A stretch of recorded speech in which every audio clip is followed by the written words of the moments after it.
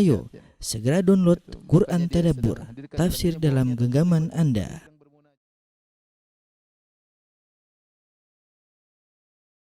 Bismillahirrahmanirrahim. Assalamualaikum warahmatullahi wabarakatuh. Alhamdulillahi ala ihsanih wa syukru lahu ala taufiqihi wa amtinanih wa asyhadu an la ilaha illallah wahdahu la syarika lahu ta'ziman li sya'nih wa asyhadu anna Muhammadan abduhu wa rasuluhu da'ila ridwanih. Allahumma salli alaihi wa ala alihi wa ashabihi wa ikhwani. Para ikhwan dan akhwat, para pemirsa yang dirahmati Allah Subhanahu wa taala, para jamaah Masjid Al-Ikhlas Duku Bima Bekasi yang dirahmati oleh Allah Subhanahu wa taala. Alhamdulillah pada kesempatan kali ini kita kembali lagi diberi kesempatan oleh Allah untuk bisa menelaah ayat-ayat Allah yang penuh dengan yang syarat dengan faedah-faedah. Dan kita masih melanjutkan bahasan kita pada pertemuan lalu tentang fikih wudu, dan insyaallah pada kesempatan kali ini, dan kita sudah selesai dari fikih wudu pada pertemuan lalu, kita masih membahas surat Al-Maidah ayat ke-6 yang kali ini berkaitan dengan fikih tayamum, dan insyaallah ayat yang selanjutnya ya ayat 7, 8, 9 dan 10 insyaallah taala. Perhatikan di sini, setelah Allah menyampaikan tentang wudu ilal ka'bain, setelah itu Allah berfirman, wa in kuntum junuban fatahharu, jika kalian dalam kondisi junub maka bersucilah, yaitu maka mandilah. Wa in kuntum mardha aw ala safarin, adapun jika kalian sakit atau dalam sedang bersafar, aw jaa ahadum minkum minal ghaid, atau salah seorang dari kalian datang dari tempat yang rendah, tempat buang hajat, aw lamastumun nisa, atau kalian menyentuh wanita, falam tajidu ma'an, kemudian kalian tidak mendapatkan air, fatayammamu sa'idan thayyiba, maka bertayamumlah dengan tanah yang baik. Famsahu biwujuhikum, usaplah wajah-wajah kalian, wa aydikum minhu, dan usaplah tangan kalian dari tanah yang baik tersebut. Ma yuridullahu liyaj'ala 'alaikum min haraj, Allah tidak ingin memberikan kesulitan bagi kalian. Walaki yuridu litahhirakum, akan tapi Allah ingin mensucikan kalian. Waliyutimma ni'matahu 'alaikum, dan agar Allah menyempurnakan nikmatnya bagi kalian. La'allakum tashkurun, semoga kalian bersyukur. Inilah akhir daripada surat Al-Maidah ayat yang ke-6. Tapi kita akan bahas pada kesempatan kali ini, Allah Subhanahu wa taala berfirman, wa in kuntum junuban, jika kalian dalam kondisi junub. Ya, di sini ada faedah secara bahasa, ya. Kata junub, junuban dalam bahasa Arab bisa digunakan untuk mufrad lelaki, mufrad wanita, musanna dua orang lelaki, musanna wanita, muannas, demikian juga jamak lelaki maupun jamak wanita, ya. Jadi wa in kunta junuban, wa in kuntumma junuban, ya. Wa in kuntunna junuban, wa in kunti junuban, junuban semuanya bisa digunakan untuk baik mufrad muzakkar, mufrad muannas, musanna muzakkar, musanna muannas, ya, maupun jamak lelaki maupun jamak perempuan. Allah tidak mengatakan di sini wa in kuntum junubina, tidak, tapi Allah mengatakan wa in kuntum junuban. Baik, kalau kalian dalam kondisi junub, ya tentu tidak cukup berwudu. Ya, Allah tadi menyebutkan tentang wudu untuk hadas kecil. Ya ayyuhalladzina amanu idza qumtum ila shalat, kalau kalian tidak salat maka berwudulah. Sekarang pada bagaimana kondisi yang lain? Wa in kuntum junuban, kalau kalian junub ya tidak bisa berwudu. Tidak boleh berwudu. Tapi apa? Fatahharu, maka bersucilah.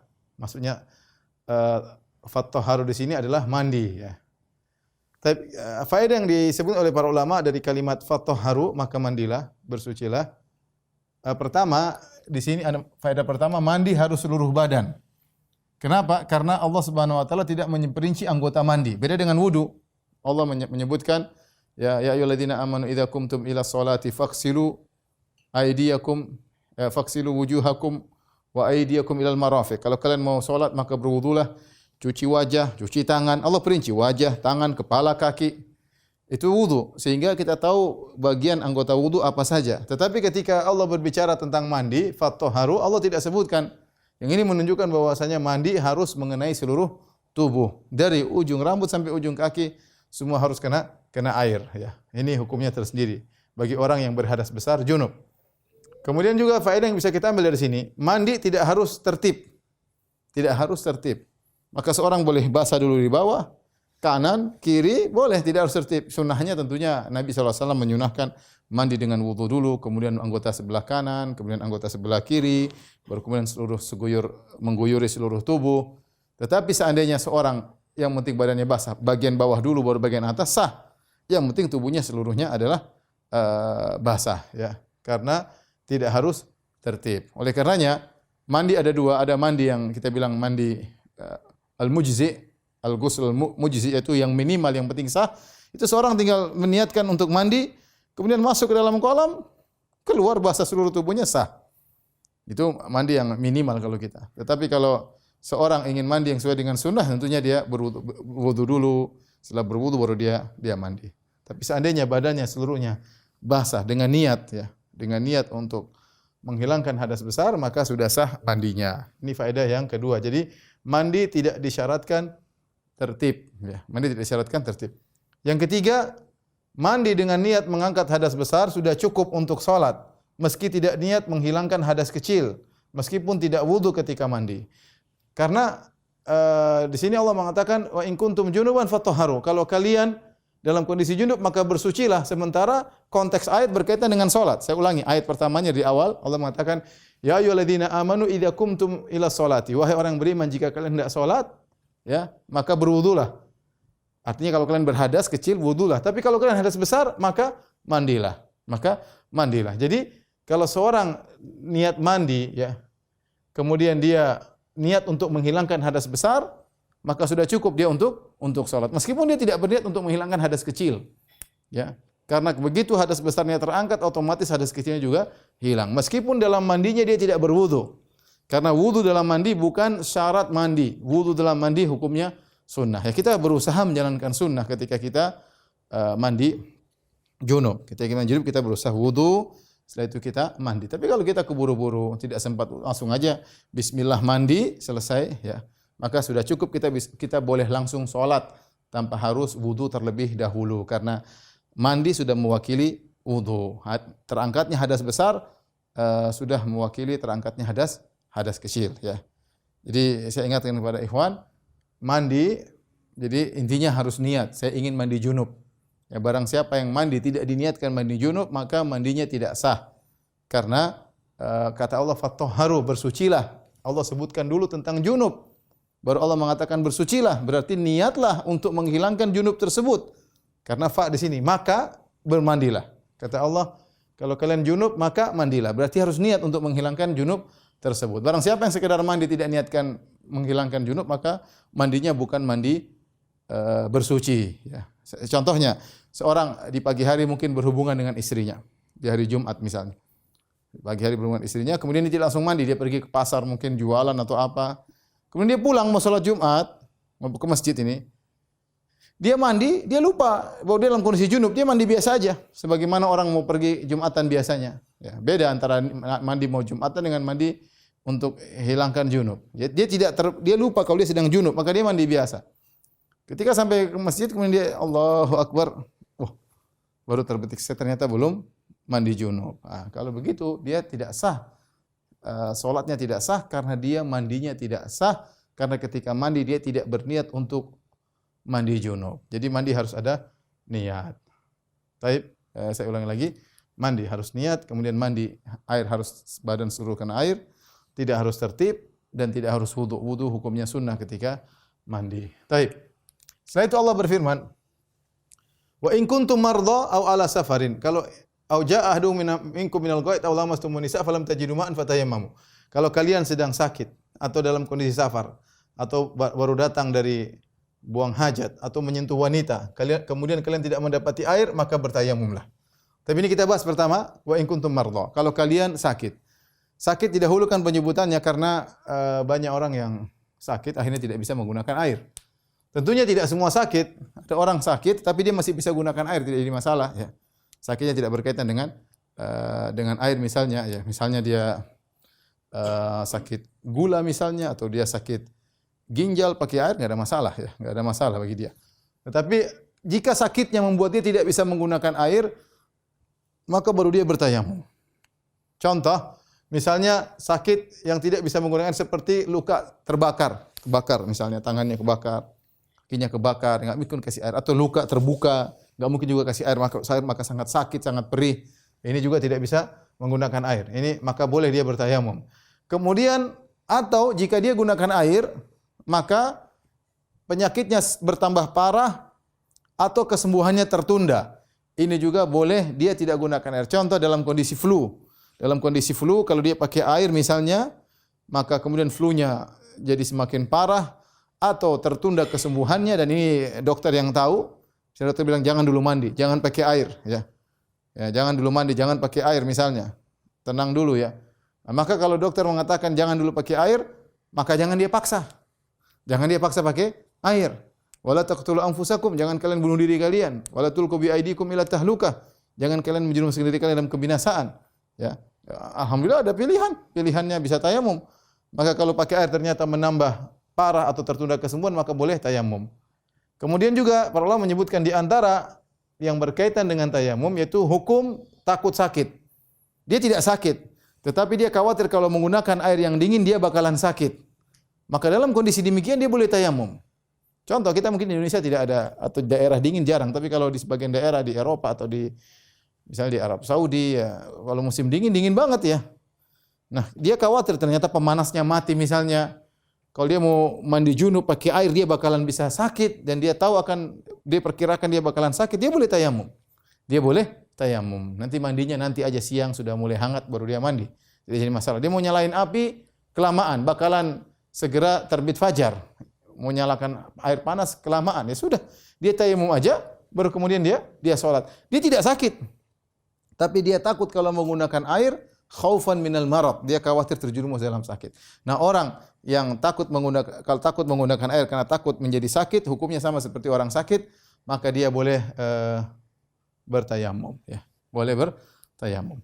Kemudian sebagian ulama juga mengatakan maksudnya dia boleh bertayamum artinya misalnya dia sakit kemudian ada air di samping dia, namun dia tidak bisa menggunakan air untuk dia basuhkan ke kakinya, tidak bisa dia gunakan untuk dia basuhkan ke kepalanya, ya. Dia mesti terbareng ada air di samping dia, tapi dia tidak bisa gunakan air tersebut untuk berwudu. Apakah dia boleh tayamum? Sementara kalau tayamum dia bisa, karena cuma bagian atas cuma tangannya kemudian wajahnya mudah. Apakah dia wajib menggunakan air? Ya. Sementara dia tidak bisa menggerakkan air tersebut ke kakinya, ke lengannya dengan seperti biasanya. Ya, kata para ulama, ya kalau dalam kondisi demikian dia boleh bertayamum. Dia boleh bertayamum. Apakah dia harus minta tolong orang? Tidak harus. Tidak harus. Tapi kalau orang mewudukan dia, boleh sah. Tetapi dia sendiri karena perkataan ketidakmampuan itu ditujukan kepada kitanya, bukan kepada orang lain. Ya. Jadi kalau seorang ternyata ada air di kaki, tapi dia tidak bisa menggunakannya, entah dia lumpuh atau tangannya tidak mampu untuk mengangkat air, tapi kalau tayamum dia bisa, maka dia tayamum aja, enggak usah harus berwudu. Baik. Kemudian kata Allah Subhanahu wa taala, au ala safarin, atau sedang safar, ya. Karena biasanya orang safar kesulitan air, ya. Nah, kalau zaman sekarang alhamdulillah tidak, tapi kalau zaman dahulu orang kehabisan air dalam safar sering sekali ya. Kehabisan air dalam safar ya. Mereka hanya membawa persediaan air minum, sementara air untuk mandi, air untuk wudu tidak ada ya. Tidak ada. Kemudian kata Allah Subhanahu wa taala, au jaa ahadum minkum minal ghaid. Kalau kita artikan secara tekstual, atau salah seorang dari kalian datang dari al-ghaid. Al-ghaid ini apa sih? Al-ghaid ini secara bahasa Arab artinya al-makan al-mutmain al-habit. Maksudnya tempat yang tenang dan dia landai, dia turun. Dahulu orang-orang Arab ketika ingin buang air, mereka tidak ada toilet atau WC dalam kamar. Kebiasaan mereka itu muncul belakangan. Ya, dahulu mereka kalau buang air mereka pergi ke tempat yang jauh, yang tanah tersebut agak landai, maka mereka buang air di situ. Mereka buang air di situ. Sehingga mereka ingin mengungkapkan buang air besar dengan mengatakan idza ataitumul ghaid, kalau kalian pergi ke al-ghaid, ya. Al-ghaid itu artinya tempat yang rendah, yang agak jauh sehingga bisa digunakan untuk buang air besar, ya. Sehingga sekarang kata al-ghaid sendiri seakan-akan dimaknakan sebagai kotoran, padahal al-ghaid itu secara bahasa adalah tempat yang landai, yang rendah digunakan untuk buang air besar. Ini kata para ulama, Allah menggunakan kata kinayah, ya. Jika kalian datang dari buang air besar. Buang air besar diganti dengan al-ghaid. Padahal al-ghaid secara bahasa bukan buang air besar, tapi al-ghaid adalah tempat yang agak landai. Karenanya jika memungkinkan kita mengucapkan kata-kata kinayah, ya, kalau didengar enggak enak, ya, kita gunakan kata tersebut. Ya, contoh, dari mana kamu? Dari belakang. Orang udah ngerti. Kalau orang Indonesia kan juga gitu. Dari mana? Dari ke belakang dulu ya. Enak didengar. Tapi kalau mana? Saya berak dulu, kedengaran enggak enak. Enggak enak. Enggak enak dengarnya. Tapi kalau saya ke belakang dulu ya, orang udah ngerti, ya. Kalau BAB masih oke lah didengar ya. Tapi kalau kata mohon maaf berak itu dengarnya enggak enak ya. Jadi manusia punya perasaan. Maka ada tradisi seperti ini bagus dan ini digunakan oleh Al-Qur'an menggunakan kata kiasan. Ke belakang dulu kalau bahasa Indonesia. Kalau mereka dahulu pergi ke ghaid ya, dalam rangka buang hajat ya. Faedah dari kata al-ghaid ini, pertama, tempat yang rendah secara bahasa Arab, menggunakan kinayah untuk perkara yang tidak enak didengar. Yang kedua, agar orang yang sedang BAB menutup diri. Karena tempatnya landai, tertutup dari pandangan manusia. Sehingga kalau orang buang air besar, jangan asal-asalan, buang air kecil jangan asal-asalan ya. Sebagian orang kadang tidak punya malu di depan banyak orang, kemudian asal buang air, tentunya hal ini kurang bagus ya. Taib, kemudian kata Allah Subhanahu wa taala, "Aw lamastumun nisa," atau kalian menyentuh wanita. Atau kalian menyentuh wanita. Di antara Di antara yang memerlukan untuk bersuci adalah menyentuh wanita. Nah, para ulama khilaf tentang apa yang dimaksud dengan kalian menyentuh wanita. Secara umum ada dua pendapat tentang arti dari menyentuh wanita. Itu ada beberapa pendapat, tapi secara umum dua pendapat. Yang pertama mengatakan yang dimaksud dengan menyentuh wanita adalah jima, yaitu hubungan badan. Hubungan badan yaitu kemaluan lelaki masuk di kemaluan wanita, jima. Dan ini pendapat Ali bin Abi Thalib radhiyallahu anhu, pendapat Ubay bin Ka'ab radhiyallahu anhu, pendapat Ibnu Abbas radhiyallahu taala anhuma. Ibnu Abbas ketika ditanya tentang makna aulamastumun nisa, dia berkata dalam Al-Qur'an al-lamsu wal massu wal mubasyarah al-jima. Ini semua kinayah. Lamsu artinya menyentuh, ya. Al-mas sama menyentuh, al-mubasyarah kulit ketemu kulit. Ini semua istilah-istilah dalam syariat untuk menggambarkan jima. Untuk menggambarkan jima. Sehingga Ibnu Abbas memahami bahwasanya kata firman Allah, kalian menyentuh wanita, maksudnya menjimai istri-istri kalian, menjimai wanita. Bukan menyentuh kulit, bukan menyentuh kulit. Kata beliau, walakinnallaha yukanni ma syaa bima syaa. Tapi Allah memberi kinayah, ya. Apa yang Allah kehendaki dengan apa yang Allah kehendaki. Artinya Allah memberi kinayah tentang jima dengan menyentuh, dengan kata menyentuh. Dalam Al-Qur'an juga ada min qabli an tamassuhunna. Jika kalian menceraikan istri-istri kalian, min qabli an tamassuhunna, sebelum kalian menyentuh. Maksudnya sebelum menjimai. Sini sentuh juga menjimai, seperti firman Allah juga dalam surat wala tubashiruhunna wa antum aqifuna. Janganlah kalian tubashiru, padahal mubasyarah itu pertemuan kulit dengan kulit. Tetapi maksudnya jangan kalian jimai istri-istri kalian sementara kalian dalam kondisi iktikaf. Jadi dalam Al-Qur'an ada kata-kata yang artinya sentuhan, maksudnya jima. Di antaranya mas, min qabli an tamassuhunna. Kalau kalian ceraikan istri kalian sebelum kalian jimai. Mubasyarah, wala tubashiruhunna. Ya, jangan kalian menjimai istri kalian sementara dalam kondisi iktikaf. Ayat yang berikutnya ini, aula mastumun nisa, atau kalian menyentuh wanita. Ini pendapat mayoritas ulama. Ya, mayoritas salaf bahwasanya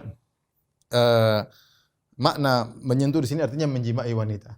Sebagian ulama, sebagian sahabat berpendapat menyentuh di sini adalah menyentuh beneran, bukan jima, menyentuh beneran. Sehingga kata mereka orang menyentuh batal wudu. Orang menyentuh batal wudu, menyentuh wanita batal wudu. Ya. Kalau pendapat yang pertama tidak, menurut Ibnu Abbas enggak, menyentuh wanita tidak membatalkan wudu. Tidak membatalkan wudu. Yang membatalkan wudu kalau menjimai. Baru wudu batal, baru junub. Nah, kalau menyentuh enggak ada masalah. Ya, menyentuh. Pendapat kedua, menyentuh di sini artinya benar-benar menyentuh kulit. Menyentuh apa? Bukan jima, artinya menyentuh kulit ya. Menyentuh kulit wanita ya. Maka ini pun ada dua pendapat tentang apa makna menyentuh. Al-Auza'i mengatakan yang dimaksud menyentuh dengan tangan. Adapun kalau kesenggol tangan dengan tangan, ya, kemudian kaki dengan kaki, maka itu tidak membatalkan wudu. Tetapi dia berpendapat makna lamastumun nisa adalah menyentuh. Adapun diriwayatkan dari Ibnu Umar berkata, man qabbala imra'atahu Ya, kata beliau fa alaihil wudu, barang siapa yang mencium istrinya maka wajib bagi dia untuk berwudu. Seakan-akan Ibnu Umar wallahu alam dari perkataan ini menyatakan sentuhan yang membatalkan wudu adalah sentuhan dengan syahwat. Jika terjadi intisyar, maksudnya terjadi ereksi, seorang menyentuh wanita kemudian dengan ereksi maka dia batal wudunya. Ya. Dari sini kita tahu bahwasanya kalau kita mengambil pendapat ini pendapat dipilih juga oleh mazhab Syafi'i, yaitu berpendapat menyentuh wanita yang mungkin menimbulkan syahwat. Tidak semua wanita ya, seperti menyentuh istri. Adapun menyentuh mahram tidak jadi masalah. Menyentuh mahram tidak jadi masalah menurut mazhab Syafi'i. Yang jadi masalah adalah menyentuh wanita yang bisa menimbulkan syahwat, apakah istrinya atau wanita-wanita yang lain ya. Taib. Mana yang lebih kuat? Wallahu a'lam bishawab. Saya lebih condong kepada pendapat Ibnu Abbas, turjumanul Quran, ahli tafsirnya para sahabat ya. Ibnu Abbas radhiyallahu taala anhuma ya. Kenapa? Karena selain tadi ada kata-kata menyentuh dalam Al-Qur'an yang semakna, ada namanya almas, ada namanya lams, ada namanya mubasyarah, ini semua maknanya adalah menyentuh tapi diartikan dengan jima. Datang dalil-dalil dari luar yang menguatkan. Secara bahasa ada kemungkinan bisa artinya jima, bisa artinya menyentuh. Ada muhtamil, bisa ini secara bahasa. Ya, tetapi kalau kita mengambil penguat dari sisi luar, kita dapati hadis-hadis menunjukkan menyentuh tidak membatalkan wudu. Seperti dalam hadis dalam Sahih Muslim, yaitu Nabi SAW salat di hadapan Aisyah radhiyallahu taala anha. Ya, Aisyah muqtaridah di hadapan Nabi sallallahu alaihi wasallam. Kalau Nabi sallallahu alaihi wasallam mau sujud, maka Nabi menyentuh kaki Aisyah. Kenapa Nabi sentuh? Kenapa Aisyah menunggu sentuhan kaki Nabi? Aisyah mengatakan radhiyallahu anha, wa kanatil buyutu laisa fiha masabih. Karena rumah-rumah tatkala itu tidak ada lampu. Jadi Aisyah tidak tahu kapan Nabi mau sujud karena gelap gulita. Nah, kalau Nabi sentuh kaki Aisyah, maka Aisyah melipat kakinya buat Nabi sujud. Kalau Nabi sudah berdiri lagi, Aisyah menjulurkan lagi kakinya. Rumah sempit. Rumah sempit, kamar Nabi sempit. Jadi kalau Rasulullah mau sujud, Aisyah lagi menjulurkan kedua kakinya. Disentuh kakinya supaya Aisyah melipat kakinya, Nabi bisa sujud. Kalau Nabi sudah berdiri, Aisyah menjulurkan lagi kedua kakinya. Karena Nabi kalau berdiri lama sekali. Kalau Aisyah tidur lipat kaki terus, mending Aisyah julurkan. Nanti kalau mau sujud baru sentuh, dia tarik lagi. Zahirnya Nabi sentuh. Ya. Sebagian ulama seperti Imam Nawawi rahimahullah bermadzhab Syafi'i mengatakan enggak, maksudnya nyentuhnya di balik kain misalnya. Tapi zahir hadis umum menyentuh, benar-benar menyentuh. Demikian juga hadis ketika Aisyah terbangun di malam hari. Maka Aisyah pun cari Nabi karena gelap, harus cari. Tiba-tiba Aisyah memegang kaki Nabi sallallahu alaihi wasallam. Nabi sedang sujud ya. Yang tentunya Aisyah tidak sedang mencari dengan megang-megang kain. Enggak, dia pasti tangan biasa nyari, tangan biasa ya.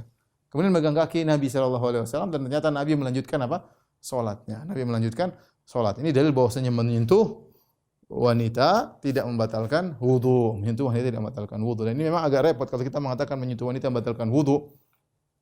Nah, seperti kalau lagi tawaf agak repot ya. Karena kita tersentuh dengan wanita yang tidak kita ingin sentuh tapi tersentuh juga. Kadang kita gandeng istri kita ya. Kita gandeng istri kita ya repot juga. Intinya repot ya. Tetapi bagi yang berpendapat dengan mazhab Syafi'i maka ya silakan ya. Tapi kalau saya lebih condong pada pendapat Ibnu Abbas radhiyallahu taala anhu bahwasanya menyentuh wanita tidak membatalkan wudu ya. Taib.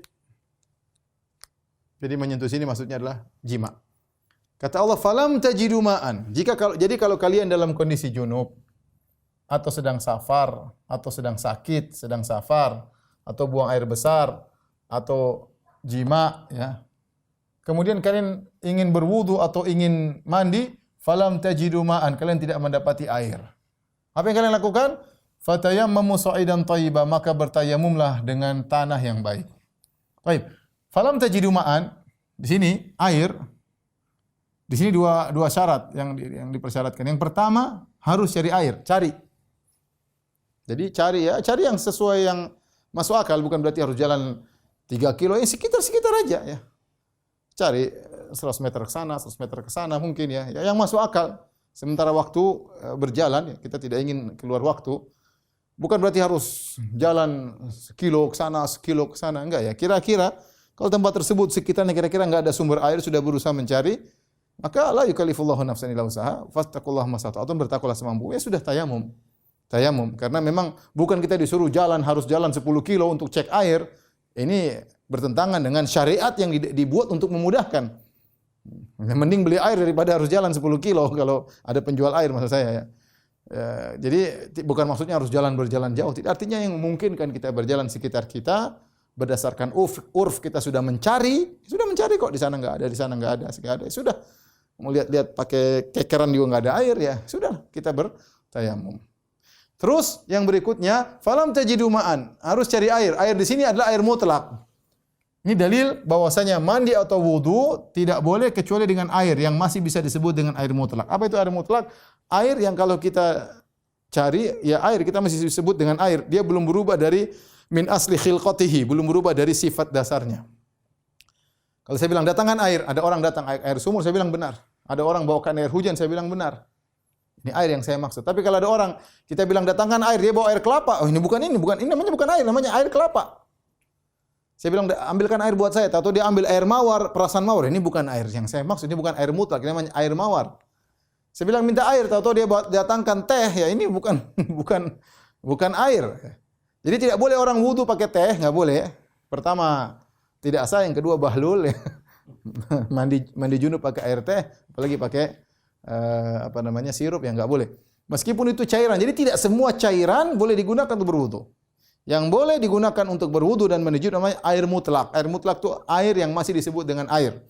Contoh air sumur, contoh air hujan, ya, contoh air sungai, contoh mata air, itu semua air mutlak namanya. Yang berasal dari air hujan kemudian turun, di antaranya air laut. Di antaranya air laut.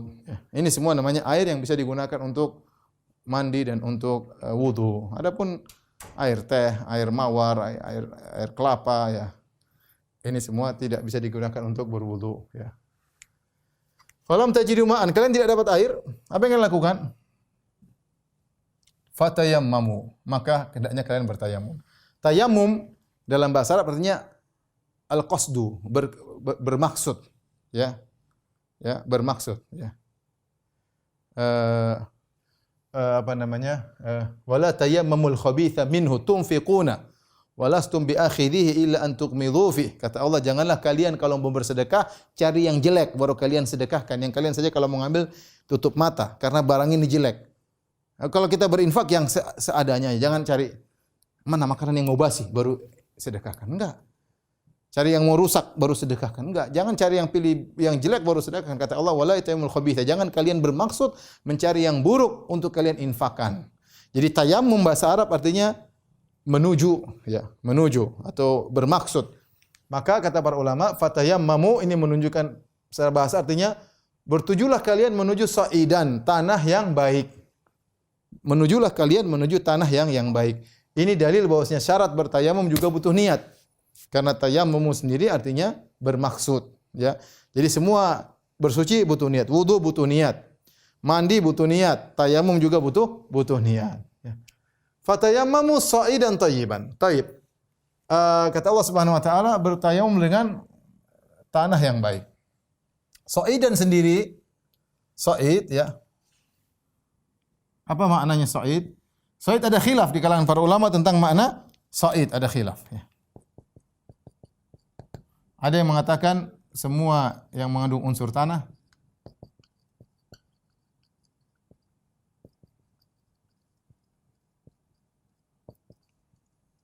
Ini pendapat yang lebih kuat. Yang kedua, semua yang ada di atas bumi. Atas muka bumi. Adapun ini pendapat jumhur ulama, ya, karena Allah menjadikan waju'ila turbatuha tahuran, ya, Allah menjadikan tanah bumi sebagai pensuci, yaitu untuk tayamum. Bukan semua barang di atas muka bumi sebagai tayamum. Jadi pendapat pertama yang boleh digunakan tayamum adalah yang ada debunya. Contoh misalnya kita di tembok ada debu, selama ada debu boleh bertayamum. Ya, sebagaimana pendapat jumhur ulama, ya. Ada batu kita ambil, ada debunya, ada pasirnya, boleh kita bertayamum. Ada tempel pasir, kita boleh bertayamum, ya. Contoh, bahkan kata para ulama di tubuh hewan. Nih nggak ada pasir nih. Kebetulan kita lagi naik onta, udah ontanya ada debunya nggak? Ada debunya, tayamum. Kalau nggak ada debu, ada kawan ada mukanya ada debu, silakan di wajah kawan ada debunya, kita boleh bertayamum dengan debu tersebut. Semua debu, yang penting ada debunya. Kalau di pesawat ada debunya, pakai debu. Ya. Kalau nggak ada, nggak bisa. Ternyata pesawatnya sangat bersih, cari debu sedikit pun nggak ada. Digini-giniin, dipukul, nggak ada debunya. Ya nggak bisa. Harus ada debunya. Kalau ada debunya, maka boleh untuk bertayamum. Pokoknya debu itu nempel dimanapun, mau di batu, mau di pohon, mau di hewan, mau di manusia, mau dimanapun. Ada debu, maka boleh untuk bertayamum. Ini pendapat jumhur ulama. Pendapat sebagian ulama mengatakan tidak semua yang di atas muka bumi boleh untuk so'ada itu semua yang naik, yang nampak di atas muka bumi. So'id, berdasarkan secara bahasa. Oleh karenanya boleh bertayamum dengan misalnya batu meskipun nggak ada debunya. Batu licin nggak ada debunya, boleh. Gimana caranya ya? Gini-gini aja. Ya.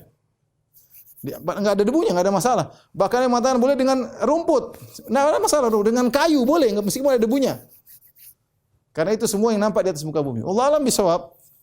Yang lebih hati-hati adalah pendapat jumhur ulama bahwasanya yang dimaksud dengan so'idan adalah yang mengandung unsur tanah, Fatayammamu so'idan thayyiban. Thayyiban maksudnya baik, yaitu bukan tanah bernajis, ya, bukan tanah curian, ya, tetapi tanah yang bersih baru digunakan untuk bertayamum. Bagaimana cara tayamum? Kata Allah Subhanahu wa taala, "Famsahu biwujuhikum wa aydikum min." Usapkanlah wajah kalian dan tangan kalian dari tanah tersebut. Untuk masalah tayamum, ini ya, ada kesepakatan, ada khilaf di kalangan para ulama. Saya ringkasin, yang sepakat yaitu bahwa tayamum dilakukan pada wajah dan tangan saja, wajah dan tangan, kaki, kepala enggak.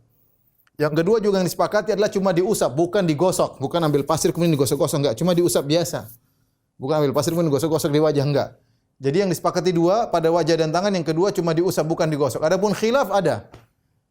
Jumlah usapan berapa kali? Apakah untuk tangan sekali, untuk wajah sekali sehingga 2 kali usapan atau cuma 1 usapan? Kemudian apakah harus tertib wajah dulu baru tangan ataukah boleh tidak tertib? Ada khilaf juga yang para ulama. Kemudian ukuran tangan, apakah tangan sampai di pergelangan atau sampai siku?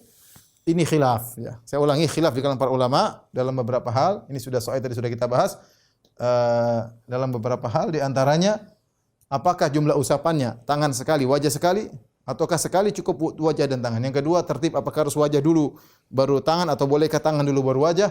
Kemudian ukuran tangan apakah cuma sampai di pergelangan tangan ataukah sampai di siku. Allah alam bisawab, yang saya kuatkan minimal sekali. Orang 2 kali juga boleh.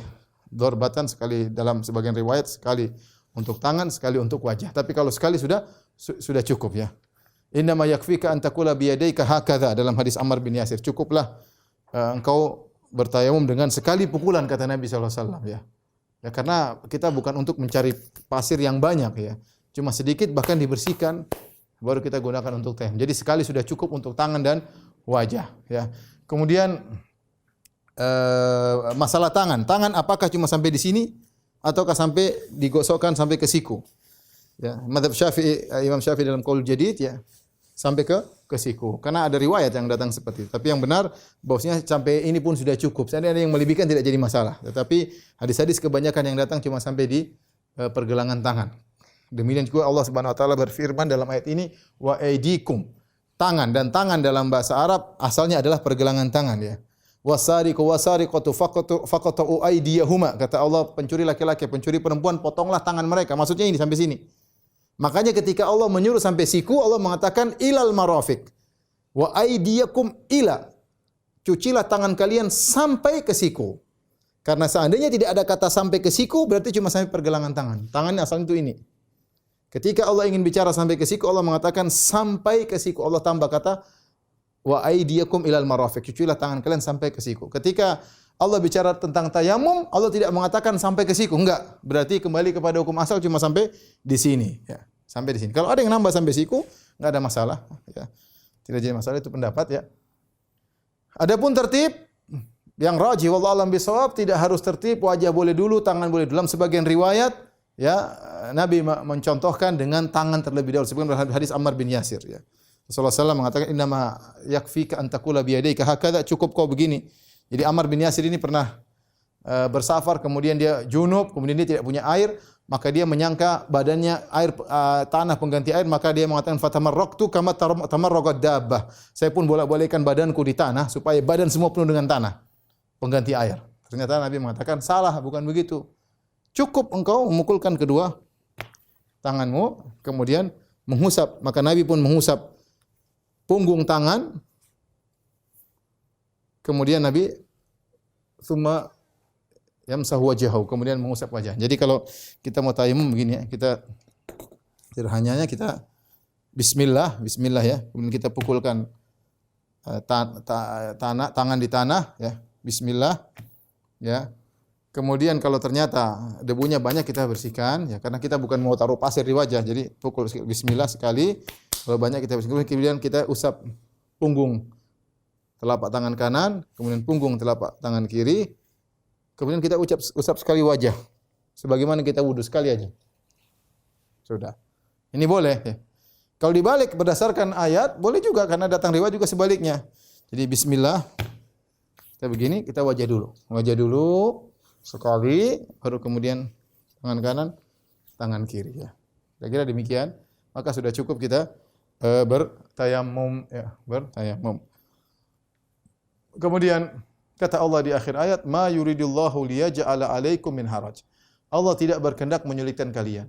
Makanya agar kalian tidak susah, maka ada tayamum. Maka ada tayamum ya.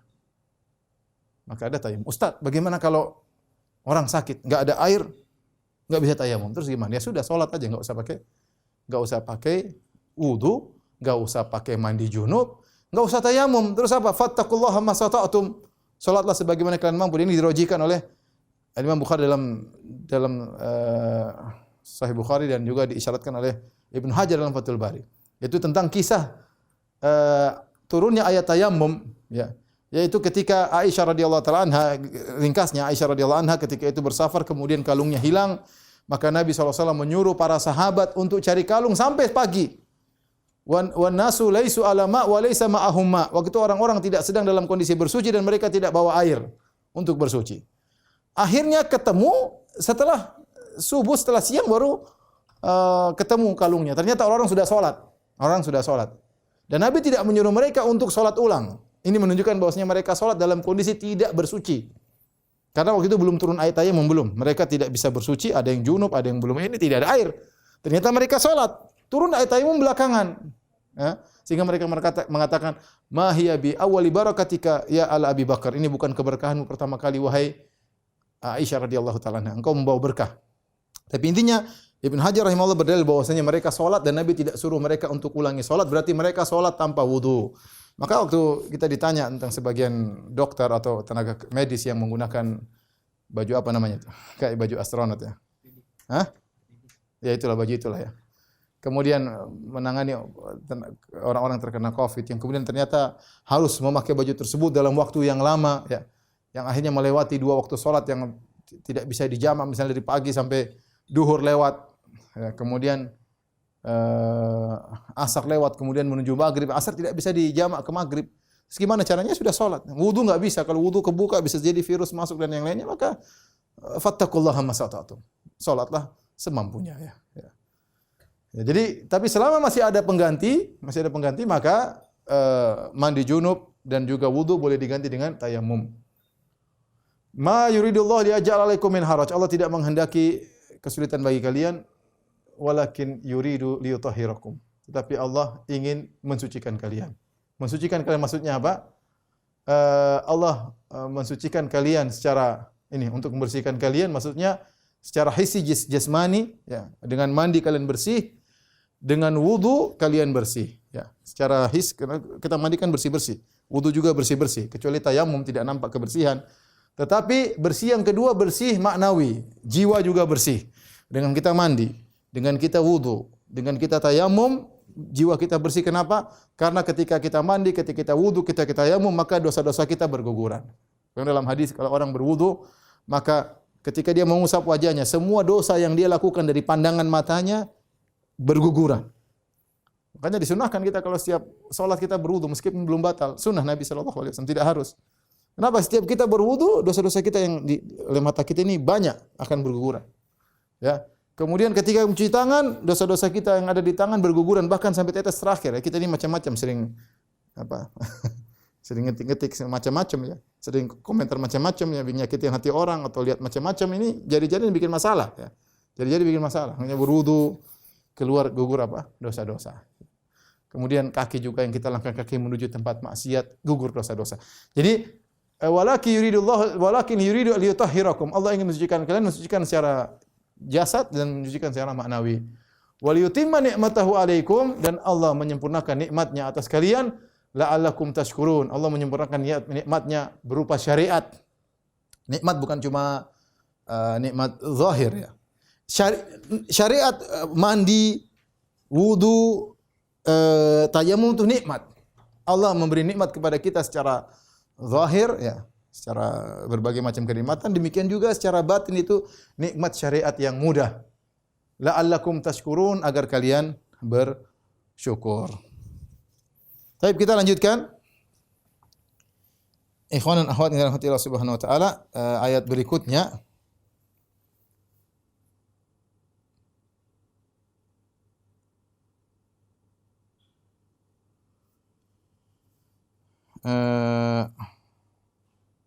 ayat yang ke-7. Ayat yang ke-7. Tolong perhatikan para jamaah Masjid Al-Ikhlas yang dirahmati Allah Subhanahu wa taala, demikian juga para pemirsa di YouTube dan di Facebook ya. Ayat yang ke-7, Allah Subhanahu wa taala berfirman, "Wadhkuru ni'matallahi 'alaikum wa mitsaqahu alladzi wathaqakum bih." Dan ingatlah nikmat yang Allah berikan kepada kalian, ya. Dan perjanjiannya yang telah diikatkan kepada kalian. Idz qultum sami'na wa ata'na, tatkala kalian mengatakan kami mendengar dan kami taat. Wattaqullah, bertakwalah kepada Allah. Innallaha alimun bidzatis sudur, sungguhnya Allah Maha mengetahui apa yang ada dalam isi hatimu ya. Ayat yang ke-7, Allah menyebutkan nikmat-nikmat. Jadi setelah Allah mengatakan wa yutimma ni'matahu 'alaikum, agar Allah menyempurnakan nikmat kepada kalian berupa nikmat syariat, Allah sebutkan juga betapa banyak nikmat yang Allah sebut telah berikan kepada kalian sebelum ini. Ada nikmat-nikmat yang lain. Allah mengatakan, ya, wadhkuru ni'matallahi 'alaikum. Ingatlah nikmat-nikmat Allah kepada kalian. Banyak nikmat-nikmat yang Allah. Kenapa kita disuruh ingat-ingat nikmat? Agar kita pandai bersyukur dan tidak ujub. Orang kalau lupa bahwasanya yang dia dapatkan nikmat dari Allah, dia nanti ujub. Seakan-akan dia hebat. Seakan-akan karena dia kecerdasannya, seakan-akan karena kelihayannya, karena kepiawaiannya, karena pengalamannya, dia lupa diri ya. Bahwasanya itu semua nikmat dari Allah. Allah kasih kau nikmat, ya. Sehingga tadi kalau kita sering ingat nikmat Allah, ya, maka kita tidak ujub dan kita pandai bersyukur. Kita mengingat siapa yang beri nikmat kepada kita. Wa mitsaqahu alladzi wathaqakum bih. Dan ingatlah tentang perjanjian yang telah diikatkan kepada kalian. Perjanjian ini apa maksudnya? Ada khilaf di kalangan para ulama. Ada yang mengatakan perjanjian para sahabat kepada Nabi ketika di Bai'atul Aqabah ya. Ketika Al-Bara' bin Ma'rur berkata, ya, inna lanamna'annaka ya Rasulullah kama namna'anna uzurana, ya. Ya Rasulullah, pergilah kau ke Madinah. Waktu para sahabat mengajak Nabi untuk berhijrah ke kota Madinah. Pergilah Anda ke kota Madinah, kami akan membela Anda wahai Rasulullah sebagaimana kami membela diri kami, membela anak-anak kami, membela istri-istri kami. Ya, benar-benar kami akan bela, dan mereka menunaikan janji. Dan ini nikmat ya. Allah ingatkan janji kalian. Kemudian juga baiat mereka yang lain tatkala misalnya baiat para sahabat ketika dalam perjanjian Hudaybiyah, kemudian mereka berbaiat kepada Nabi untuk membela Nabi sampai mati, sampai ya tetes darah terakhir. Mereka sudah membaiat Nabi. Dan ini Allah ingatkan ya, kalian telah berjanji untuk idz qultum sami'na wa ata'na. Kalian senantiasa mengatakan kami dengar dan kami taat. Jadi ketika seorang diingatkan dengan kenikmatan-kenikmatan, dia lebih mudah untuk taat. Dia lebih mudah untuk apa? Taat. Kalau kita ingat nikmat-nikmat Allah, kita lebih semangat untuk beribadah karena kita ingin bersyukur kepada Allah Subhanahu wa taala. Wattaqullaha, bertakwalah kepada Allah. Innallaha alimun bidzatis sudur. Sungguhnya Allah mengetahui isi hati kalian. Hati-hati. Takwa itu bukan tempatnya cuma di zahir saja. Dalam hati kita juga ada takwa, dan Allah tahu kita ikhlas atau tidak, kita riya atau tidak, kita ujub atau tidak, kita sombong atau tidak, kita merendahkan diri atau tidak, merendahkan orang lain atau tidak. Allah Maha tahu, ya, makanya Allah mengatakan innallaha alimun bidzatis sudur. Kemudian Allah berfirman, ya ayyuhalladzina amanu kunu qawwamina lillahi syuhada'a bil qist. Ya, wahai orang beriman, hendaknya kamu jadi orang yang selalu menegakkan ya kebenaran karena Allah. Syuhada'a bil qist, jadilah kalian menjadi para saksi dengan adil. Wala yajrimannakum syana'anu qaumin, dan jangan sampai kebencian kalian kepada suatu kaum menjerumuskan kalian ala alla ta'dilu, sehingga kalian tidak adil kepada mereka. I'diluhu aqrabu littaqwa, bersikap adillah kalian, itu lebih baik kepada ketakwaan. Wattaqullah, bertakwalah kepada Allah. Innallaha khabirum bima ta'malun, sungguhnya Allah Maha mengetahui apa yang kalian kerjakan. Ini ayat ya, Allah menyuruh untuk seorang ketika bersikap qawwamina lillah, dia harus tegak karena Allah, bukan tegar karena manusia, tidak. Seorang tegar atas apa yang dia ucapkan, seorang tegar atas apa yang dia tulis, seorang tegar atas apa yang dia saksikan karena Allah, ya. Ini yang pertama dan utama, ya. Jangan sampai dia tegar, jangan sampai dia kokoh, jangan sampai dia menulis, jangan sampai dia berucap, jangan sampai dia komentar, ternyata bukan karena Allah tapi karena manusia. Allah ingatkan, kunu qawwamina lillah. Semuanya karena Allah. Syuhada bil qist, jadilah kalian saksi-saksi dengan adil, ya. Kemudian Allah ingatkan, bahkan tatkala yang kalian hadapi adalah orang yang paling kalian benci. Wala yajrimannakum, jangan sampai sekali-sekali kalian tergelincirkan oleh kebencian kalian kepada satu kaum. Apa kata Allah Subhanahu wa taala, syana'anu qaumin, yaitu kebencian yang sangat parah. Jadi syana'an kata para ulama adalah syiddatul ghadab, yaitu kebencian yang sangat parah. Makanya disebut dalam bahasa Arab syani'tuhu, artinya taqaddartu minhu. Kalau saya mengatakan syani'tu, itu saya syana'an sama dia, artinya saya jijik lihat dia, saking jengkelnya. Sampai jijik lihat dia. Jadi kita disuruh bersaksi untuk kepentingan orang yang kita jijik melihatnya. Tapi Allah ingatkan, meskipun kau benci kepada ini, turun kepada orang beriman, kepada orang kafir.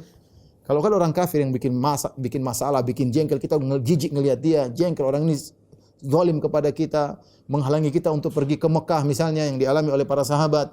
Tapi ketika ada saksi diperlukan berkaitan dengan dia, kita harus adil, harus jujur. Meskipun persaksian tersebut ternyata mendukung dia. Allah ingatkan, wala yajrimannakum syana'anu qaumin ala alla ta'dilu. Subhanallah, sungguh indah syariat Islam. Ya, kebencian kalian jangan sampai membuat kalian tidak berbuat adil. Kita aja kalau benci diem itu sudah susah. Ternyata kita disuruh bela dia, lebih jengkel lagi. Oleh karena ikhwan, hati-hati. Kita terkadang tidak suka sama orang. Ini Allah bicara dengan orang kafir aja kita harus adil, apalagi sama muslim. Mungkin sama berbeda pendapat, mungkin beda akidah, mungkin beda manhaj. Kita tidak boleh enggak adil. Enggak boleh kita menzalimi orang yang tidak bercocokan dengan kita, kemudian kita kata-katain yang tidak sebenarnya. Jadi bumbu-bumbu kita tambah-tambahin tidak seperti seharusnya. Hati-hati. Tidak boleh. Jangankan kepada sama muslim, sama saudara kita sama muslim, bahkan sama orang kafir itu tidak boleh kita demikian, apalagi sama muslim. Wala yajrimannakum syana'anu qaumin ala alla ta'dilu. I'diluhu aqrabu littaqwa. Adilah kalian, itu lebih baik pada ketakwaan. Kata para ulama, takwa ya. Banyak amal soleh yang dekat kepada takwa, ada amal soleh yang agak jauh dari takwa. Di antara yang paling dekat dengan takwa adalah bersikap adil. Ini perlu saya ingatkan ayat ini, i'dilu, bersikap adillah kau bahkan kepada musuhmu, itu lebih dekat kepada ketakwaan, itu sangat mudah memasukkan ke dalam surga. Ya. Jadi kita ini sering, saya bilang, maksud saya bicara tentang diri saya sendiri. Ya. Kita kalau sudah bicara misalnya amal soleh, sering kita hitung, saya sholat berapa rakaat, mungkin ya kita umroh berapa kali, kemudian saya tawaf berapa kali, kita mudah hitungnya. Tapi kalau kita maafkan orang seakan-akan bukan pahala. Kita menasihati orang seakan-akan bukan pahala. Padahal ini akhlak mulia, ini pahalanya besar. Adil sama orang yang mungkin jengkel sama kita jengkel sama dia sering zalimi kita, tapi omongan kita adil. Seakan-akan ini enggak ada pahalanya, kita tidak hitung. Padahal pahalanya besar, kata Allah, aqrabu littaqwa, lebih dekat kepada ketakwaan. Jadi barometer kita tatkala menilai pahala bukan cuma yang kita baca Quran, bukan cuma kita umrah atau haji. Ingat, kita berbuat adil, ngomong yang benar, mensifati orang dengan sifat yang benar, tidak berlebih-lebihan, tidak kurang-kurang, sesuai dengan porsinya.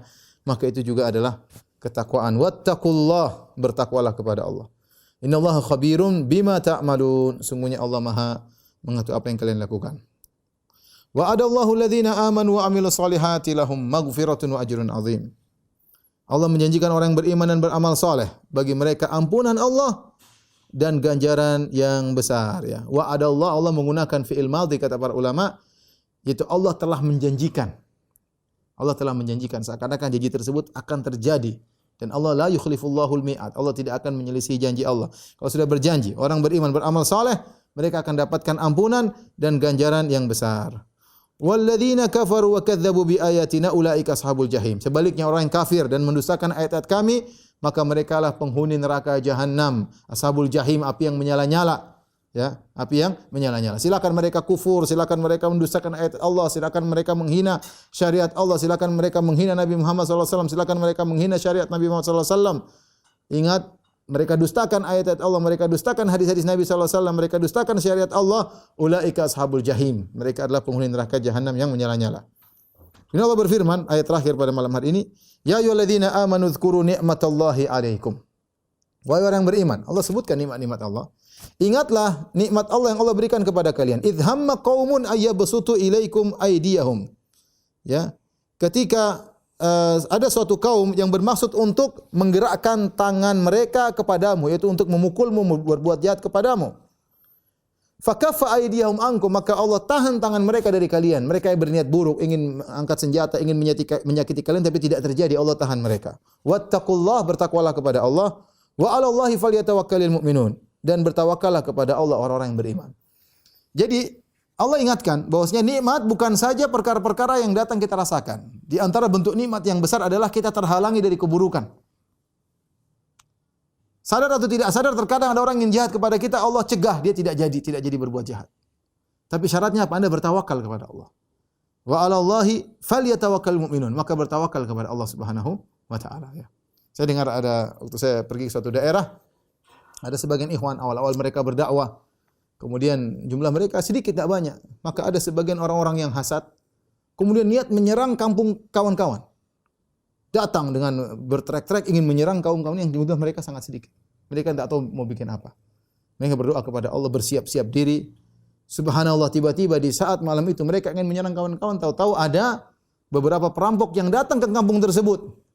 Sampai beritanya datang kepada mereka, mereka tahu ada perampok yang datang, akhirnya mereka balik semua, pergi menuju kampung mereka untuk menyelamatkan kampung mereka. Akhirnya mereka tangkap itu para pembunuh, para perampok, dan mereka bunuh. Berapa orang? 6 orang atau berapa orang mereka bunuh. Tapi subhanallah, kawan mengatakan kita ditolong malam hari itu oleh Allah Subhanahu wa taala. Ini nikmat besar. Ya. Jadi kita jangan menyangka nikmat hanya sekedar dapat kenikmatan, dapat harta atau yang lainnya, kesehatan. Allah mencegah orang lain untuk berbuat buruk kepada kita. Dia punya makar tapi Allah cegah. Itu nikmat yang terkadang kita sadar, terkadang kita tidak sadar, ya. Allah sebutkan nikmat-nikmat ini tidak lain agar kalian tidak ujub, ya, bahwasanya keberhasilan kalian karena Allah Subhanahu wa taala, dan agar kalian pandai bersyukur dengan banyak mengingat nikmat-nikmat Allah Subhanahu wa taala. Demikian para jamaah Masjid Al-Ikhlas yang dirahmati Allah Subhanahu wa taala, kajian kita pada kesempatan kali ini. Saya sampaikan doa kafaratul majelis. Subhanakallah bihamdik asyhadu an la ilaha illa anta astaghfiruka wa atubu ilaik. Assalamualaikum warahmatullahi wabarakatuh.